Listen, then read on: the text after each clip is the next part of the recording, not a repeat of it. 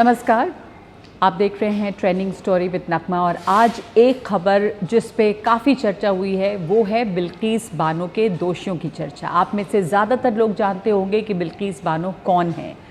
अफसोस ये है कि बिल्किस बानो को दुनिया इसलिए जानती है क्योंकि उनके साथ गुजरात दंगों के दौरान सामूहिक बलात्कार हुआ उनके, और वो भी तब जब वो गर्भवती थी। उनके परिवार की जो दूसरी महिलाएं थी उनकी हत्या, छोटी बच्ची की हत्या की गई, उसके सर को पत्थर पे पटक के। और बहुत ही दर्दनाक कहानी है ये। और उसके बाद जब उनके दोषियों को सज़ा मिली तो लगा कि कुछ इंसाफ हुआ और आखिरकार बिल्किस बानो की जो ज़िंदगी है वो कुछ सामान्य हो रही थी। लेकिन फिर अचानक क्या हुआ, बिल्किस बानो के वो दोषी, वो 11 लोग जिन्होंने ये कारनामा, ये हरकत को अंजाम दिया था, उनको जेल से छोड़ दिया गया क्योंकि वो लंबे समय से जेल पे थे। तो अब इस साल में स्वतंत्रता दिवस के मौके पे उन्हें भी जेल से छोड़ दिया गया।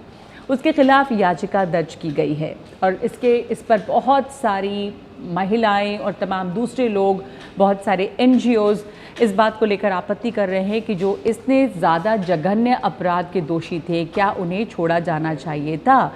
और आप ये भी समझिए कि जितनी लंबी उनकी सज़ा थी उसमें से 1000 दिन जो है वो पैरोल पे बाहर रहे, वो फरलो पे बाहर रहे। ये अलग अलग कानूनी प्रावधान है जिसकी वजह से जो कैदी होते हैं, जो जेलों में हैं, उनको अपने परिवार से मिलने जुलने के लिए या किसी दुख तकलीफ़ में बाहर आने की इजाज़त मिलती है। तो वो पैरोल पे बाहर हुए, वो फरलो पे बाहर हुए और ऐसा करके 1000 दिन से ज़्यादा ये 11 लोग जो हैं वो बाहर रहे थे जेल के। लेकिन इस दौरान जब वो बाहर आए थे तो भी पैरोल पे रहते हुए भी उन्होंने इस तरह की हरकतें की। जब उनके खिलाफ शिकायत दर्ज हुई और FIR तक हुई, और जब FIR हुई है तो किन मामलों में हुई है? FIR फिर से हुई है यौन शोषण के मामले में, महिलाओं के खिलाफ अपराध के मामले में। तो वो इंसान, वो लोग जो बलात्कार के दोषी हैं, जो बहुत ही जघन्य बलात्कार, हत्या के, हिंसा के दोषी हैं, वो उनको पैरोल पे छोड़ा जाता है और उसमें भी जब वो बाहर आते हैं तो उसी तरह की हरकत को अंजाम देते हैं।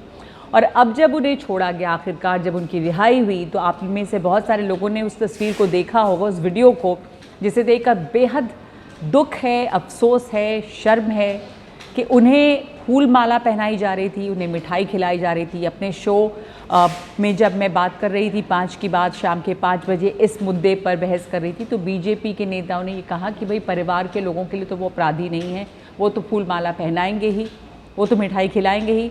आप सोचिए कि क्या ये सही है? परिवार के लोगों के लिए अपराधी वो कैसे नहीं है? वो साबित हुए दोषी हैं, जिस तरह के अपराध के लिए वो दोषी हैं, क्या उन्हें छोड़ा भी जाना चाहिए था? और सबसे बड़ी बात तो अब ये जिसके ऊपर चर्चा है कि NDTV के पास भी वो दस्तावेज़ है जिसमें साफ दिखता है कि ये जो सेंट्रल गवर्नमेंट है, जो गृह मंत्रालय है, उसकी अप्रूवल से ये रिहाई हुई है।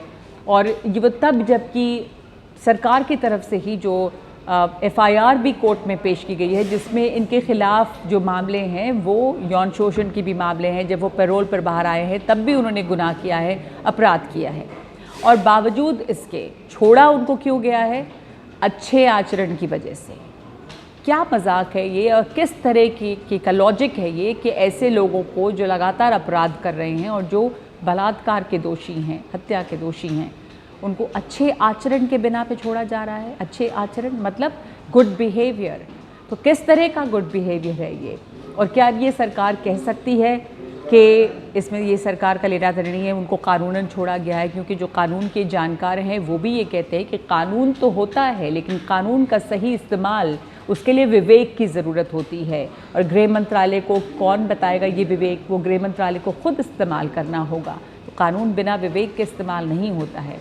और इसलिए ये सवाल बना हुआ है और बहुत लोग ये सवाल पूछ रहे हैं कि ये सिर्फ कानूनन छोड़ दिया गया है या फिर ये एक सियासी फैसला था बिल्किस बानो के हत्यारों को, या बिल्किस बानो के साथ जिन्होंने बलात्कार किया है और उनके परिवार के लोगों की हत्या भी की है, जो दोषी पाए गए हैं, उनको छोड़ना कितना आप सही मानते हैं?